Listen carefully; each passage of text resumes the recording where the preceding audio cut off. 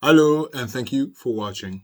Okay, so this is for those who can and who want to do more. You have options in the description below. Pick the one that fits you best.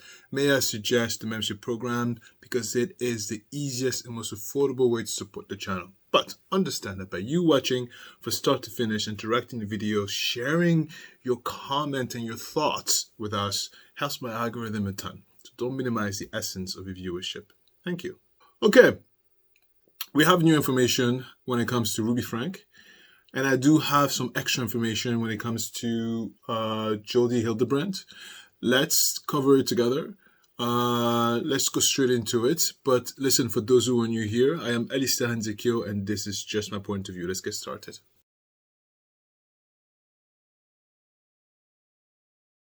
Why you yelled at me? Shh. The fact that I yell at my kids is a secret.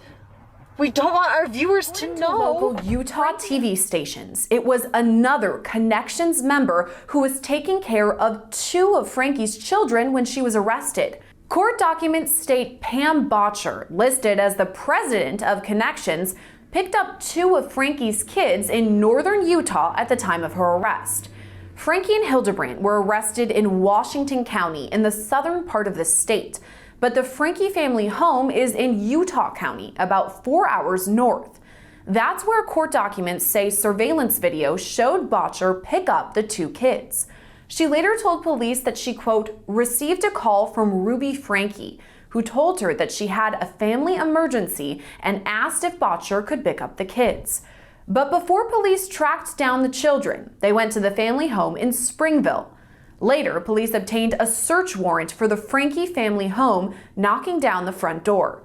When asked about the door, Kester said this. I know that somehow during the process of all this going on with the police and other family members and who knows, someone apparently broke the door. So he hasn't been able to get it replaced yet. He's in that process, but yeah, so he's probably got tape on it. At the time of the interview in early September, Kester said he wasn't sure if someone broke into the family home. Somebody broke in? Well, they broke the door. I don't know if someone broke in. I mean, family members have had access to the home, so I don't think they had any reason to kick the door down, but someone broke the door. Prior to Franke and Hildebrandt's arrests, Kevin Franke says he'd been estranged from his wife. His attorney says Kevin hadn't seen the kids in months and wasn't even aware they were in southern Utah. Kevin very much loved his children and loved his wife and had a strong bond, an exceptionally strong bond with all of his kids. You've seen pictures of their family together. He was involved in all sorts of activities. He was a great dad. But Ruby felt like there were differences in their marriage, and at one point, in conjunction with Jodi Hildebrandt, it was sort of like, we have to separate to save our marriage. You know, we'll keep working on our marriage, but for now, you know, if we're gonna repair our marriage and be back together as a family, you have to be away, and you have to work on yourself and don't have contact with the kids. Don't have contact with me unless I initiate it. During the interview, Kester also told us Kevin Franke hadn't been living in the family home for more than a year, so he was unaware of what happened to the door. I honestly don't know. He doesn't know. He wasn't there. He didn't. None of the neighbors have reported that anyone came over, that they saw anyone just damaging the door. So he just honestly doesn't know. No one's told him. Was anything missing from inside the house? Well, I think some of the kids, the older kids, were in the home. So to his knowledge, he hadn't lived there for 13 months. So he doesn't know what was there.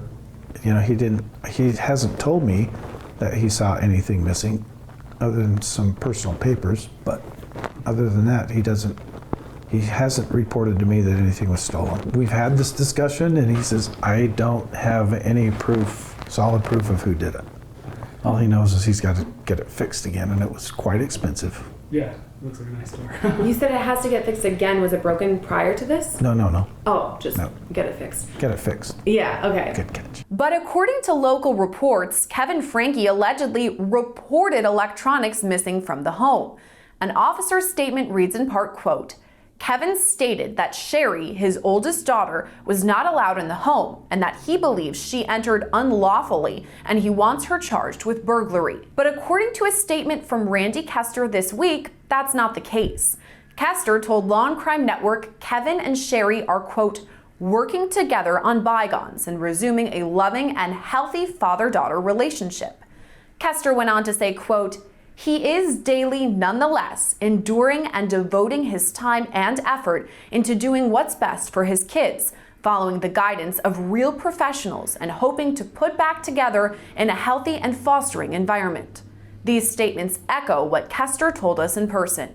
There's a lot to be told. There's a lot of chapters in this book, and the more I dig into it, the more I've said this before and I'll say it again, I think that Jodi is in the middle of all this, and I describe her as an onion with an octopus inside.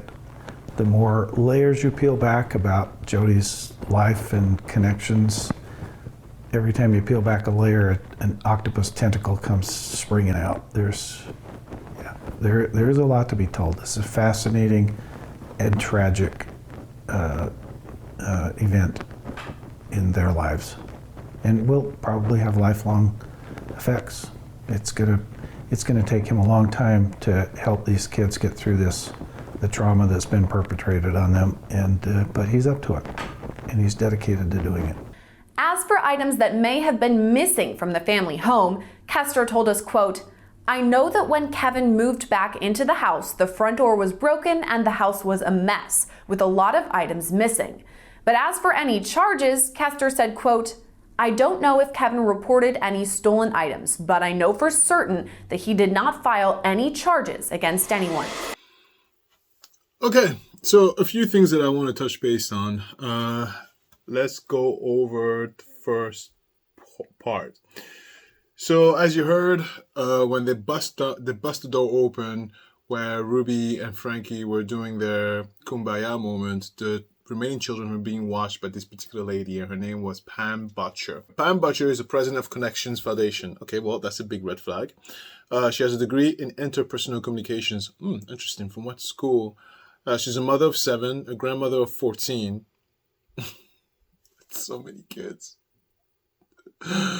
That's so many kids. That makes it even more disturbing, considering the fact that she's an accomplice. She's an accomplice. I don't understand why the hand of the law is not going towards her direction. Help me understand this, you know? All right. Okay. She has served for 6 years. Okay. Anyway, then we go over to, listen, the lawyer. You know, I was thinking about this lawyer, and I was like, you know what? Here is what will make the most sense to me, okay? So they come from a church who is known to hide and bury the bones. This lawyer allegedly must have been sent by the church. Kevin Franke is like, okay, look, church, I need to get my kids back. Help me out. All right. Here's a lawyer that we know. Wink, wink. I mean, they recommended Jodi Hildebrandt. Why wouldn't they recommend a lawyer? And why wouldn't the father take the church advice? I'll tell you why that makes more sense. Because when we move along to the next part, where apparently the father is supposedly or allegedly suing his daughter. You mean to tell me that you are going to, as a father, you're going to go and sue your daughter, as opposed to suing the entity that recommended you to the woman who is responsible for torturing your kids. Do you see how that doesn't make sense? You see that's a little bit twisted here, right?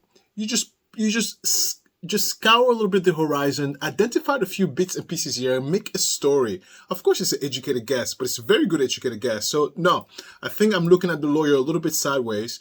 And of course, I'm looking at the father extra sideways.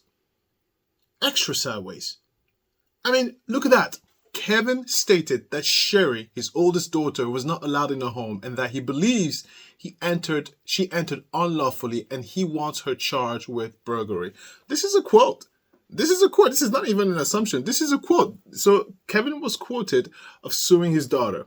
All right. Father of the year. And look, once again, because there's some people who believe that the father is completely innocent. Look, judge someone by their actions or judge them by the lack of actions. Okay? Really? And on a last note, you don't get along with your spouse. And the spouse tells you, okay, look, don't talk to me until I talk to you. Excuse me? Who the hell do you think you are? Oh, wait. And not only do you don't talk to me until I talk to you, but you don't talk to my kids until I say so. Who the hell do you think you are? Okay? And not only that, she goes along and be like, I'm moving out. No, matter of fact, you move out. And you never come back until I tell you so. What? I'm only laughing because this is so ridiculous. And you know what? It takes a certain mental mindset to be able to absorb that. I wish someone would try that on me. Christopher, don't even dare.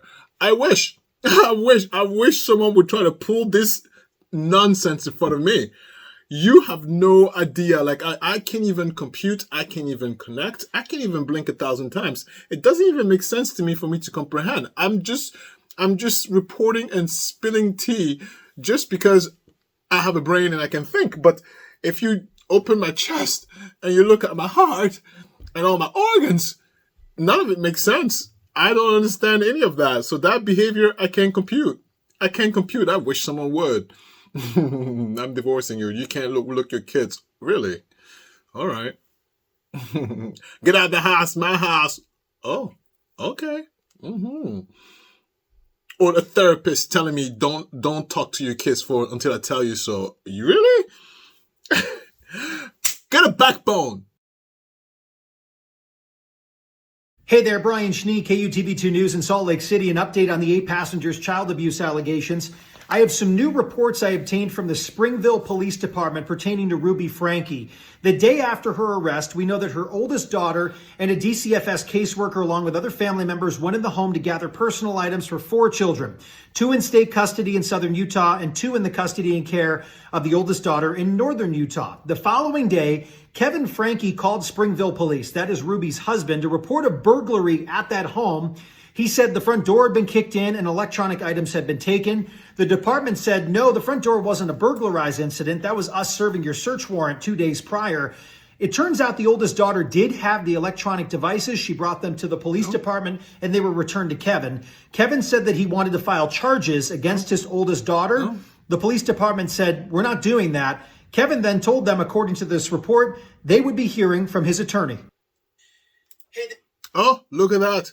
So, okay, I stand corrected. The daughter went back and picked up some stuff. Look, it doesn't even matter what she did. Look at the optics. The fact that he's not even in touch with what's going on. Already, there are calls of people calling you a deadbeat. Already, you're saying, it's not me, it's Jodi. And then in the same breath, you go ahead and have the audacity to sue your daughter for what? Burglary? Going in there and picking up her brother and sister's items? Fine, electronics. It doesn't even matter. It doesn't matter. What matters is your actions, and that speaks more volume than anything else. Garbage. It takes a certain level of cowardice to be an abuser of a child, to be an abuser of your own child. It's even worse than cowardice. You're literally less than shit. Do you understand? So there is nothing this guy can do. There's nothing this man Kevin can do that can change and erase change or erase his standing as a public opinion. Okay? So I don't think he will ever get custody again. As a matter of fact, if I was the kids and if I was the daughter, I wouldn't want to go back to dad. You abandoned me for a whole 14 months while I was being abused, mistreated, and maybe sexually abused. I don't know, allegedly. How dare you try to come back here and get back into my life? No, you're going to grovel, you're going to lick the floor, suck a lemon, and kiss my ass. Then I'll think about it. All right, fine. Never heard of 8 passengers before they called me. So, Okay. And so you meet them. What did you think of them when you first met them? so it was most of my interaction was actually with Kevin. Okay. And genuinely, Kevin was concerned about the safety of his family. So that was really the focus of my case initially, was to try and understand not only who was making the threats, but kind of try and dig into maybe the why they were making the threats. What was your impression of Kevin when you first met him? Seemed like, genuinely nice guy. I felt like he was genuinely concerned for the safety of his family, which clearly he was willing to pay money. He was frustrated with law enforcement, didn't feel like they were doing enough to take it seriously, which is why he reached out to me to see if I could help maybe get that process rolling a little bit quicker. So did you have any communication with Ruby Franke? I know you said it was mostly with Kevin, but did you speak with her at all?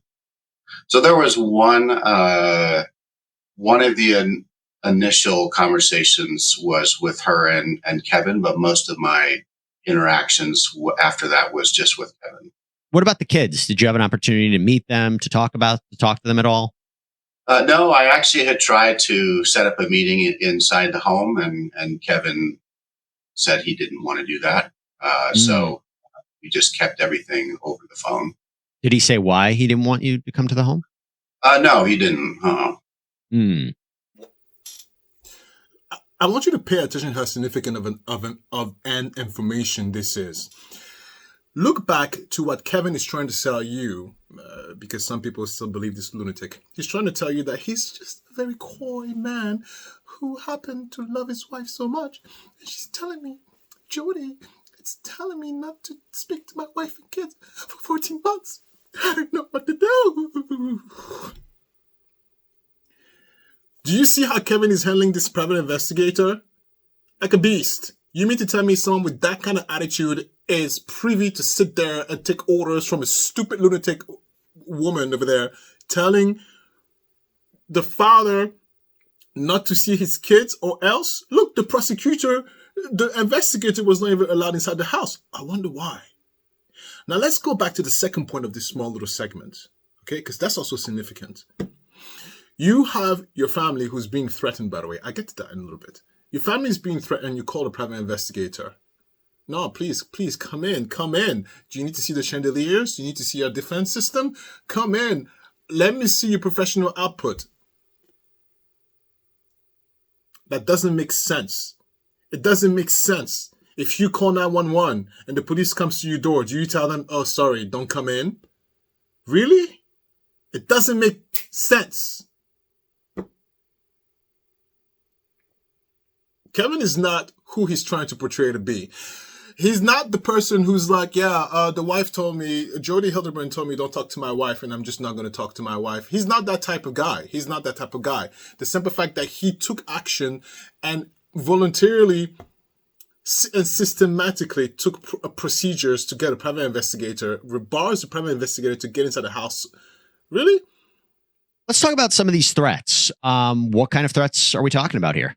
Well, there were, several. We had some individuals that were basically, it was more of a harassment where they were signing up subscriptions in their name, pretending to be Ruby and Kevin. And so then they were being inundated with these emails or phone calls saying, hey, thanks for signing up or joining up. Then there was the individual that rang the doorbell in the middle of the night, which we were able to capture on camera, and we were actually able to capture the vehicle, but no license plates, and we weren't able to identify them. Okay, a couple of things there. Let's go back to so you're saying people in their name would subscribe them to like random websites and services, and then the real Frankies would get inundated with calls and emails? Exactly. Did you ever find out who those people were or why they were doing it? So I was able to trace the IP addresses back, and working with law enforcement, I basically provided my entire report to them. Being that I'm no longer in law enforcement, I don't have subpoena powers, and have limitations as a private investigator of what you can and can't do. So I had encouraged them to subpoena these companies to be able to identify where these IP addresses were coming from. I do not know.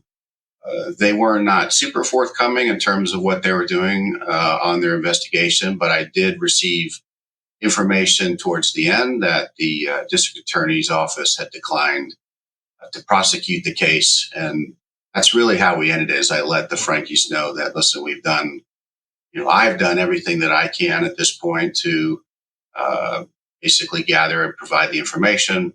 I did go over some safety, security issues, things that they could do additionally to protect their family. What kind of subscriptions were they signing them up for? Just random things, and sorry, this happened a few years ago. So yeah, was one of them for plastic surgery? That actually does sound very familiar. Okay. It was like that. Just, I think just people that were just trying to, again, that's more in that harassment, right, element. Did you ever, first of all, what did you think of it, their videos? And did you ever confront either Kevin or Ruby about these videos and what was going on? I mean, personally, I didn't agree with the parenting styles that I saw in there. And I did tell Kevin, I said, listen, some of the stuff that you're posting, as you're sure you're aware, is part of the issue here that's causing, some of the anger and the threats. When you told Kevin that these videos might be creating this danger, what did he respond to that? If I recall, there wasn't a lot of, I think he acknowledged it, but there wasn't really an in-depth conversation about the content itself. I just wanted to hear Kevin, in my opinion, that, this was the reason why I felt they were receiving a lot of these threats, was the controversial aspects of some of the videos that they were posting. I mentioned text messages. I mean, did they receive angry text messages? Did they receive phone calls from strangers? And if so, any idea how people got their contact information, or is this not true? They didn't receive this. I don't recall in terms of whether they were receiving text messages or phone calls, but it's also very easy to get phone numbers nowadays online, and that's not that difficult to do. Yeah. So let me ask you this. You mentioned the person who showed up in the middle of the night at their door. Walk us through what this person was dressed like, what you saw. Did they say anything? I mean, what was the circumstances of that? So they were dressed in a sweatshirt that was basically, wrapped tightly around their face with really big glasses. So it kind of disguised them. It appeared to me in the video that it was a female. And I'd have to say maybe in their late 20s. And then all they did was ring the doorbell and then, run back to the car and drive away. Sorry. What made you? This is the other side of the coin of lunatics and crazies out there. I don't know who are these other lunatics of the public who have the audacity to show up to someone's door or go the extra mile and violate these people's privacies and stuff like that. You might find and you might think that you're entitled to do whatever you want, but you don't. Just because these abusers are abusing their kids, it does not give you the right to get inside your car, drive 1,000 miles, and show up to their door. Are you insane? And by the way, furthermore, it's dangerous. You don't know who is behind that door. You don't know how crazy these people are. You don't know what they have. And also, that is not normal. All right. Hold on, I'm not done with those idiots. Hold on, 1 second. 1 second. Because look, he just told you, find the IP address. It's not that difficult to know who you are. It's not that difficult to track you down if you're one of those crazy idiots who's going to go out there and pretend like it's not me and wear this hoodie and a mask. It's easy. It's super easy. If you think that there's not enough technology out there to locate you, you're an idiot. And so as I'm sitting here and I'm listening to these criminals being criminals, abusing their kids, and looking at this deadbeat father being a complete deadbeat father, I'm also disgusted at these general public people who go literally wake up in the morning, get in the shower. I'm going to go drive to Ruby Franke's house and I'm going to ring the doorbell. Gets in the car, drive 2 hours. Don't you have anything else to do? Walks over, premeditates what they're going to wear, ring the doorbell. Hello? Who has all that time? Really? That is another side of the crazy that also scares the hell out of me. But let me tell you something. You might end up falling on someone, listen, because you might think you're doing, you're cool and stuff. You think you're all cool and stuff. You might fall on someone who's also equally crazy and you might find yourself in serious problem. Who wakes up in the morning and say, today I'm going to go take a shower. I'm going to brush my hair, comb myself. Oh my God, these Ruby Franke people. Can't believe what they're doing. Okay, I'm gonna get in the car. I'm gonna drive 5 hours. Stupid Ruby Franke people abusing their kids. I'm gonna park the car. I'm gonna get out the car.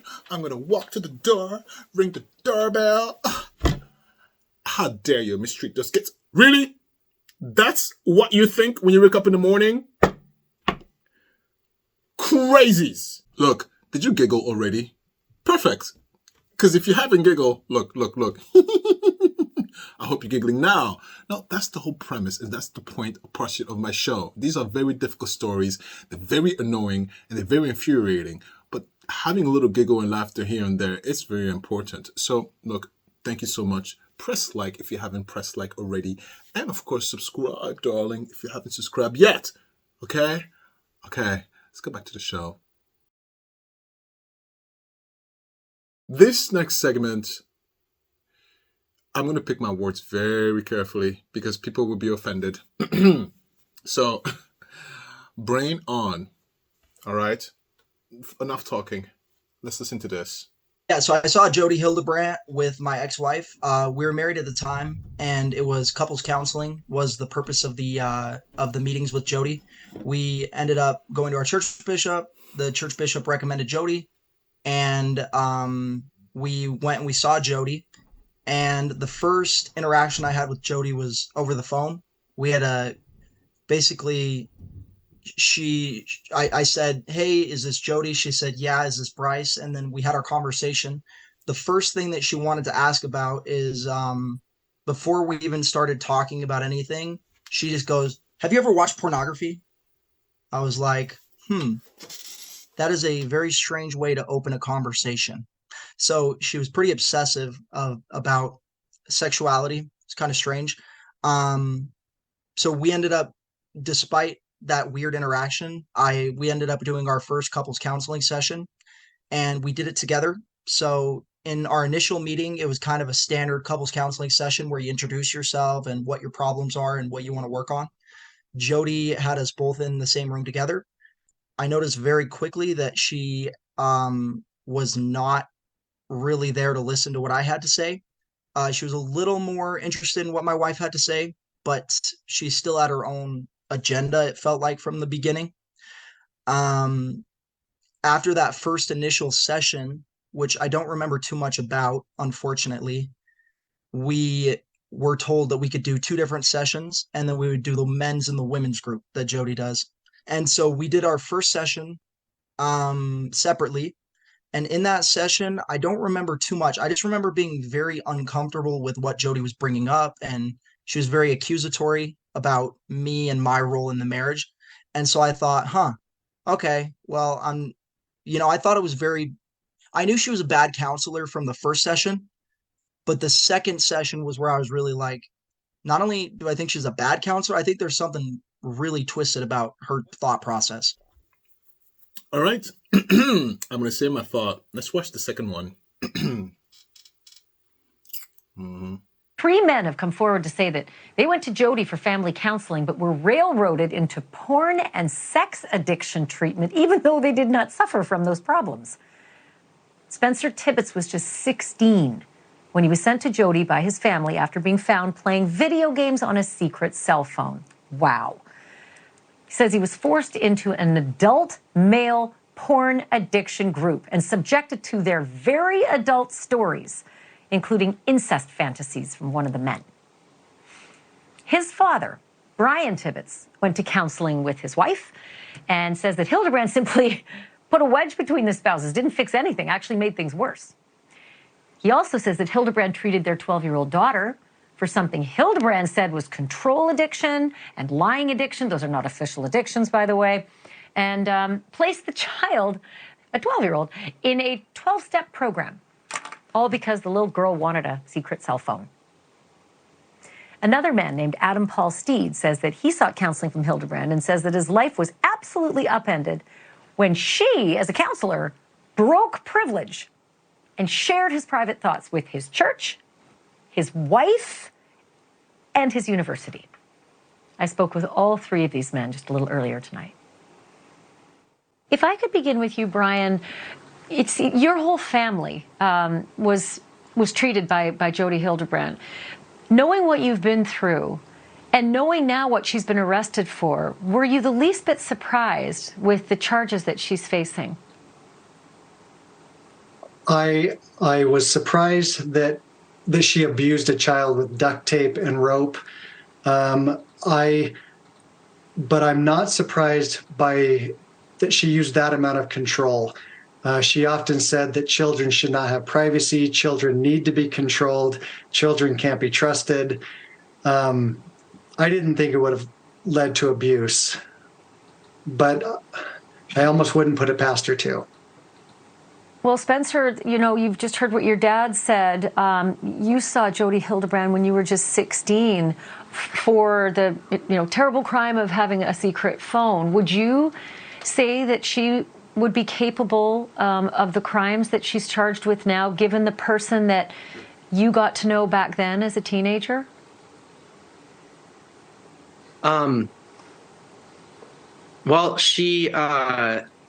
I never felt a good connection with her. She was like really cold and rude and never seemed like she really cared about me as a kid, especially compared to other better therapists I've had. So it's not very surprising, I guess.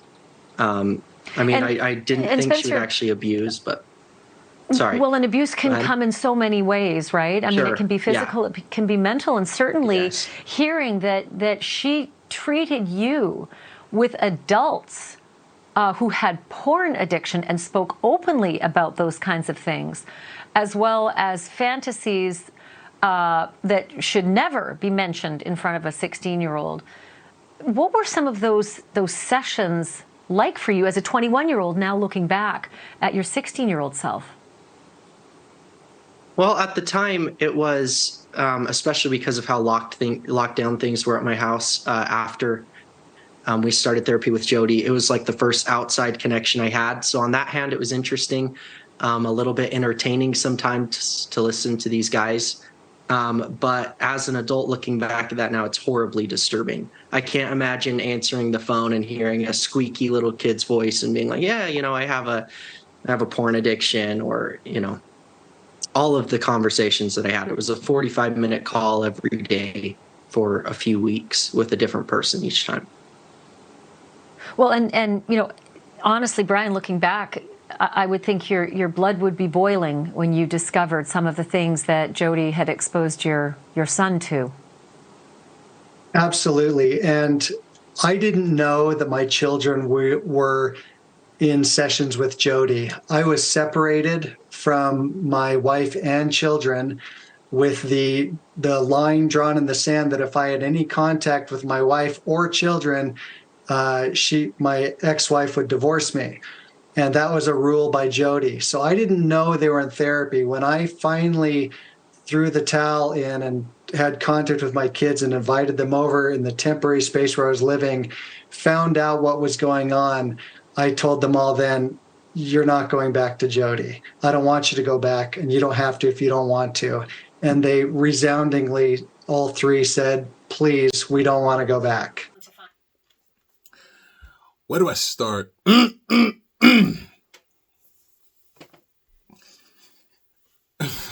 I'm so annoyed. I need to cool off before I give you my thought, because I'm I don't want to be canceled. Okay, let's tackle this in stages. Quite frankly, it will make my editing a lot easier. First stage, there is a common denominator about how Jodi handles all of her clients. It has nothing to do with what she was trained to do, which is therapize the mind. But it has everything to do with her own personal conviction in relation to her relationship when it comes to sex or adult content. This lunatic of a woman thinks that you are supposed to be Virgin Mary times 5,000. Okay. The second stage to this craziness is the people who co-sign on that mess. I'll get to them a little bit, but I'll give you a hint. If you're asking me for sympathy, I'm going to tell you, I'm not giving it to you. I'll tell you why. I will tell you why.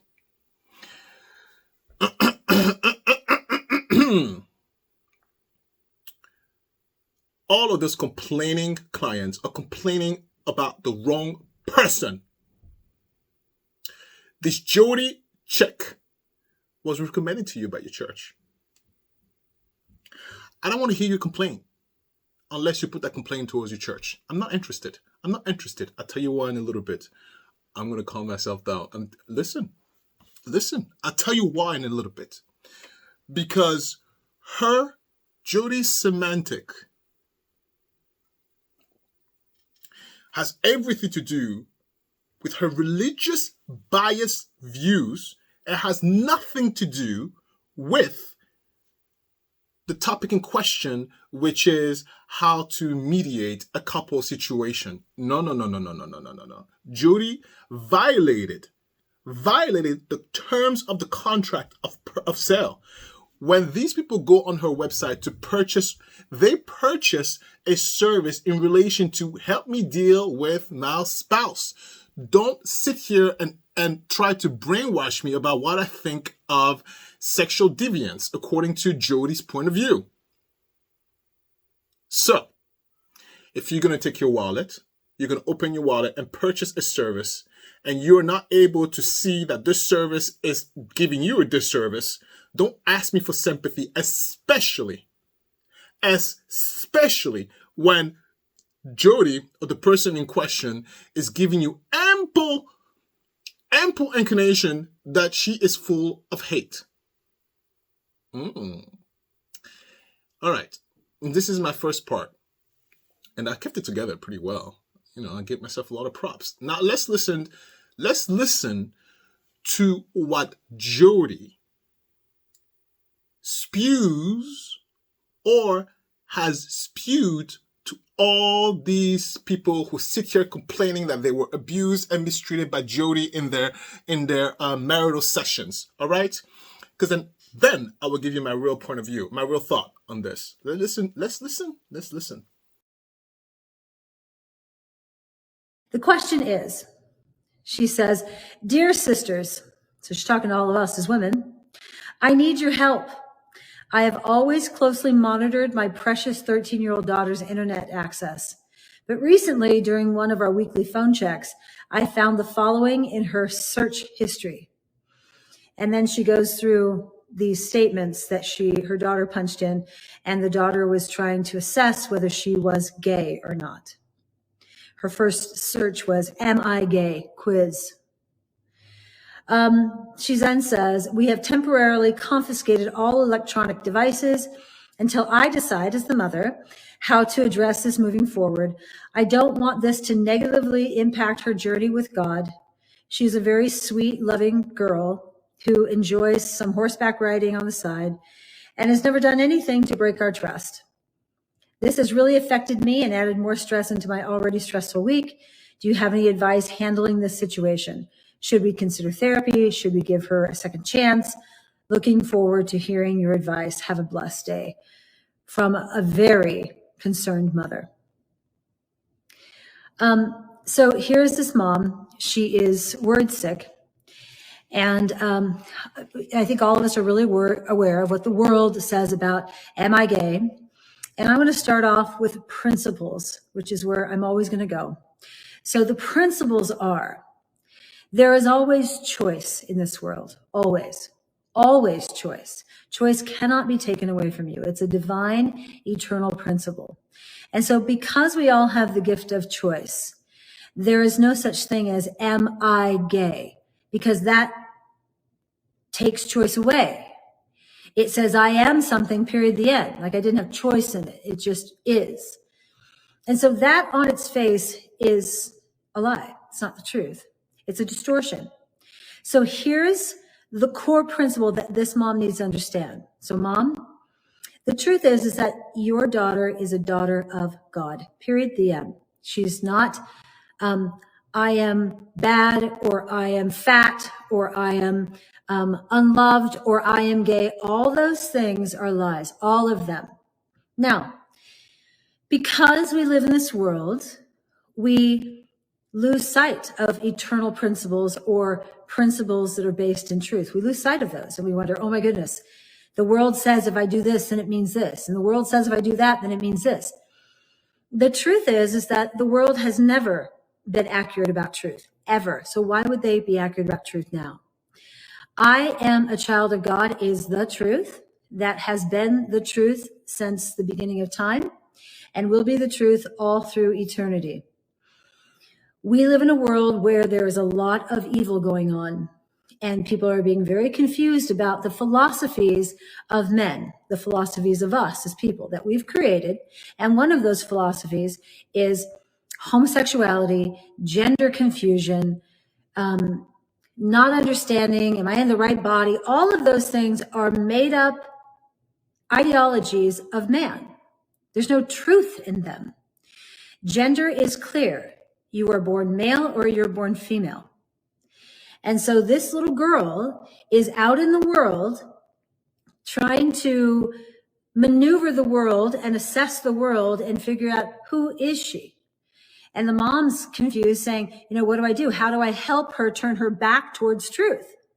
Well, the first thing that needs to happen, mom, is that you need to really hone in around her confusion around her identity. She doesn't understand that she's a daughter of God. She may tell you in her head that she is, and she may say, yes, I'm a girl, but she's saying, yeah, but I might be attracted. Well, attraction is a choice too. It is a choice. I know that people get crucified when you say that to the world, but the truth is it is a choice. And everybody here who's been attracted to people or not attracted to people knows, when you're not attracted to someone, that's a choice too. And when you're attracted, that's a choice as well. I remember being drawn, I guess you could say attracted to someone who was, act very kind and nice. And then all of a sudden I got to know them a little bit more and they started talking really dirty. And my attraction was like, whoop, gone. I was gone. I was done. Because I was putting value on how they behaved. Now, most of us put value on what people look like. So if I'm drawn to a female, it's like, oh my gosh, I'm attracted to their body. Well, that's just lust. That's not called attraction. That's called lust. So whether you're drawn to a female's body or whether you're drawn to a male's body, that is a lustful attachment that you're making. And it's all being done in choice. So you get to decide how you are going to live. Are you going to live and say, I don't have any choice in this matter, and therefore I'm just reacting? Or are you going to understand that there absolutely is agency in everything that you do and say, okay, if I am being drawn in this direction, then let me look and see, am I being drawn to things that are in distortion? Or am I being drawn to things that are in truth? This little girl that went online and took a quiz that said, am I gay? Is now getting into a very mixed up, confusing world that will tell her if she likes to do boy sports, then she's gay. If she likes to have short hair, then she's gay. If she doesn't like the color pink, then she's gay. I mean, it's ridiculous. It's absolutely ridiculous. It's foolishness. Now, I'm not here to attack anyone. I'm just saying that the conclusions, like if you do this, then it means that, are lies. And I can't listen to this anymore. I cannot. So therefore, now let's go to my thoughts. So, did you hear this? You mean to tell me you go there with your spouse for counseling. You both sit your asses down and listen to some stupid lunatic person telling you stuff like that is not even related to the counseling in question. And you sit there and you eat it up and you swallow it up. Because listen, I just pick one. Honey, you have no idea how many of those were. They were brainwashed. She was brainwashing them pretty much. This idea of hating homosexuals or the LGBT community. Listen, that's just one of thousands of many. So when I sit here and I hear of this person who's like, oh my God, Jodi separated with my wife. I don't care. I don't care because you lost me already at your hate. Oh, please. 1 second. Because all it took for Jodi to shut your mouth was just to tell you, yeah, I hate the gays. And then you're like, oh my God, she totally gets it. Oh my God, yes, absolutely. She must be yeah. That's what it does when your foundation is rooted on hate. It makes you lose the ability for you to even think for yourself of what's right and wrong. So, at the beginning, oh my God, Jodi did this to me too. Jodi did me. And then you look a little bit deeper and you see the amount of videos Jodi, and amount of hate Jodi was spewing. Yay, editing. Look. Then you put one and one together and then you realize, oh, wait a minute. And then you go, oh, absolutely. Yeah, they signed up. But yeah, they connect on that principal foundation of hate. They connect. They all agree on the fact that they must hate LGBTQ members. Absolutely. Look, you don't even have to agree with the lifestyle, but the fact that you have to hate them and the fact that you find them threatening to you, like, of course, it makes total sense. I'm a member of the LGBT community.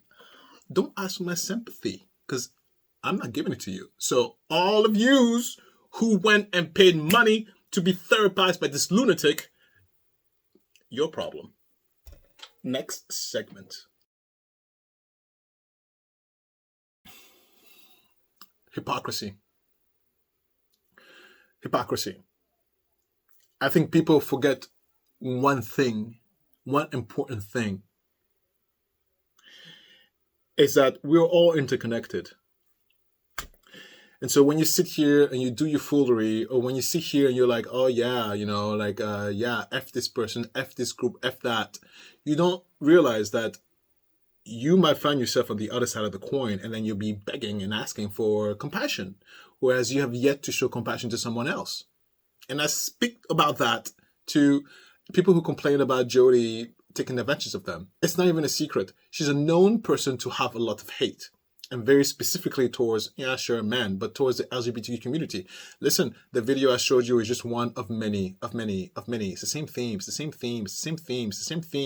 And she blames men for the gays. So she doesn't even blame like the demons. It's like, it's men.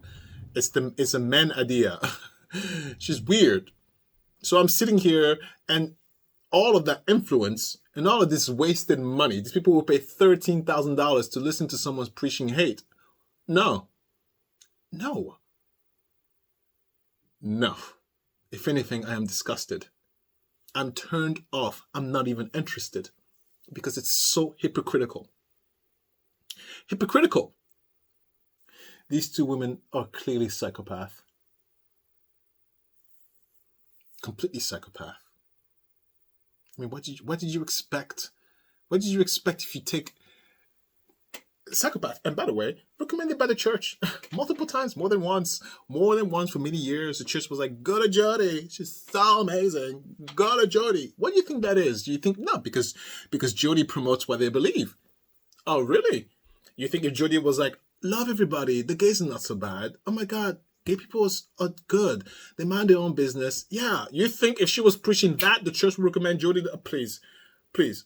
There's a common denominator here is that they think the same.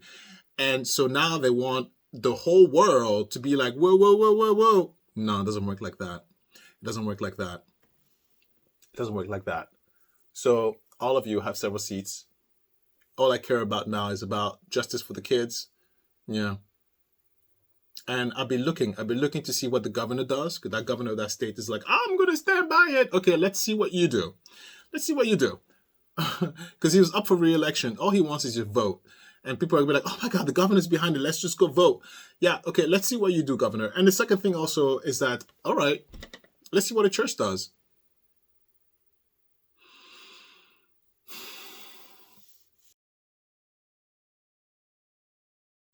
Oh, God.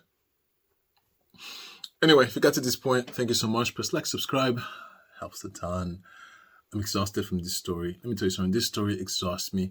So there's a few things here. You might be asking yourself questions like, what the hell? Where's the jacket? The jacket hasn't arrived yet. So it's still in the mail. Linda's taking forever. Also, you're like, what's going on with this? I had to move a few things around because of work.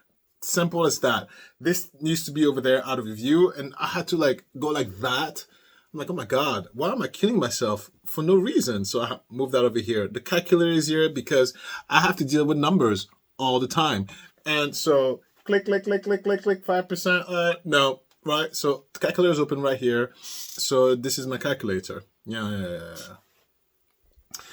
And then what else?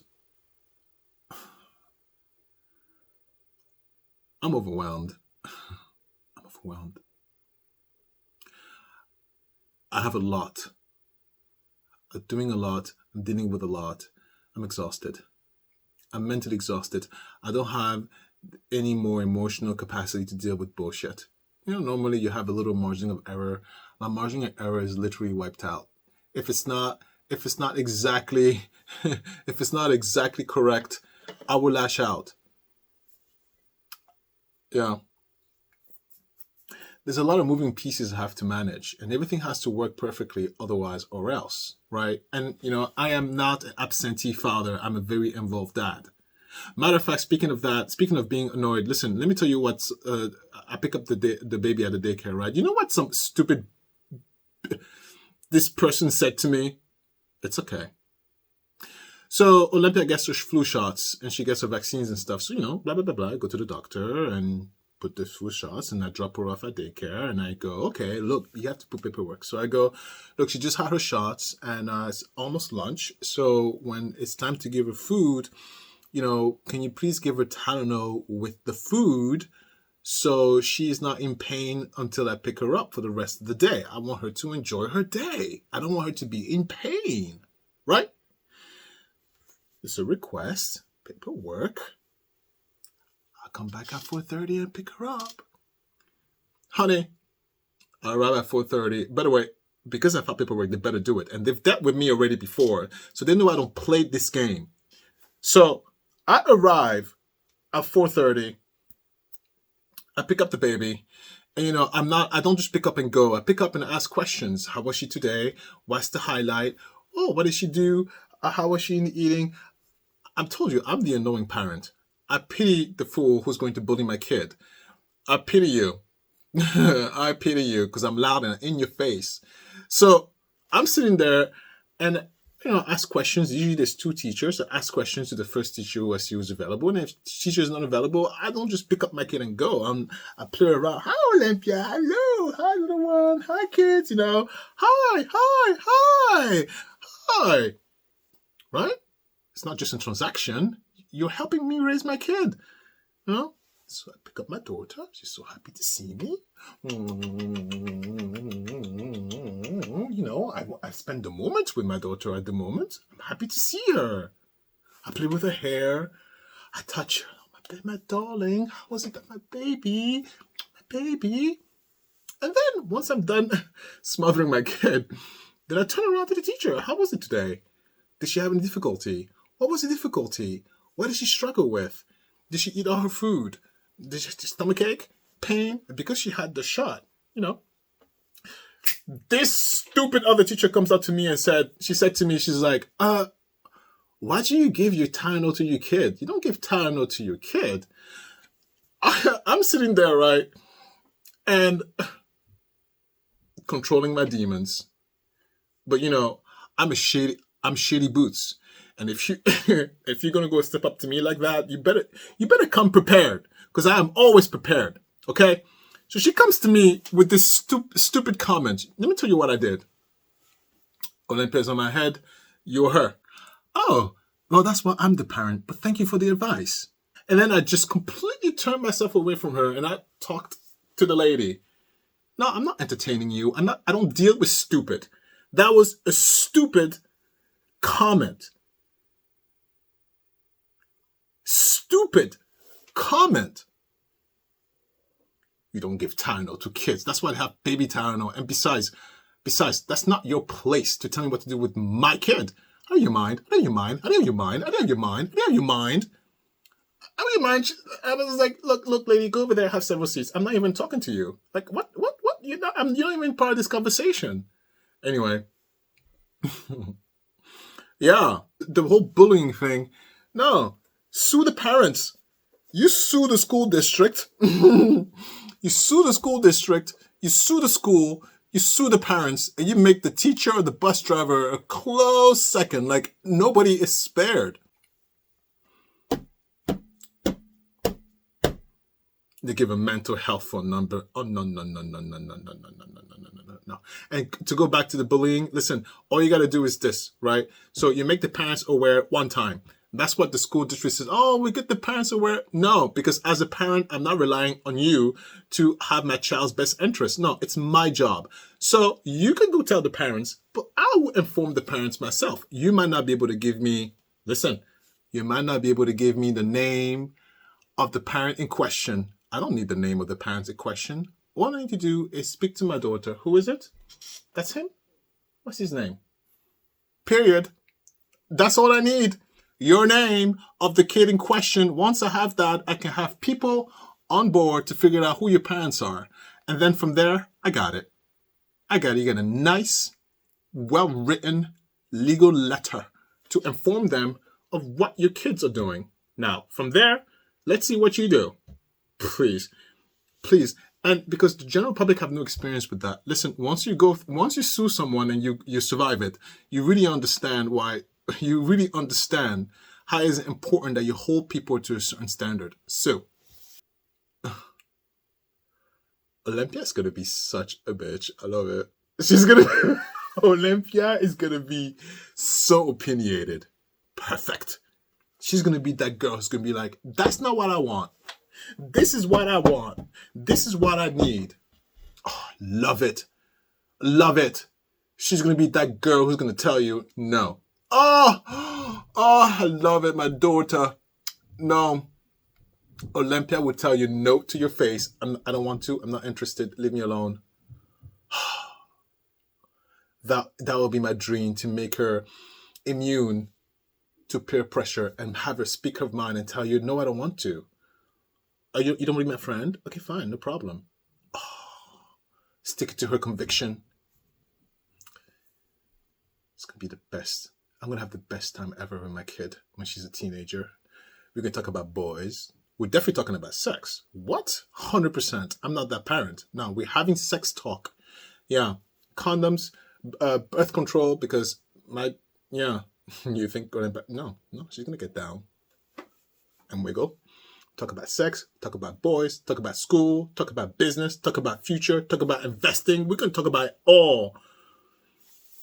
Can't wait. I just need to get this. I just want to fast forward the diaper phase. I'm so over it. I'm so over the diapers. I'm over this phase. Can we just skip forward to 6 or 7? Oh my God. I'm overwhelmed. I'm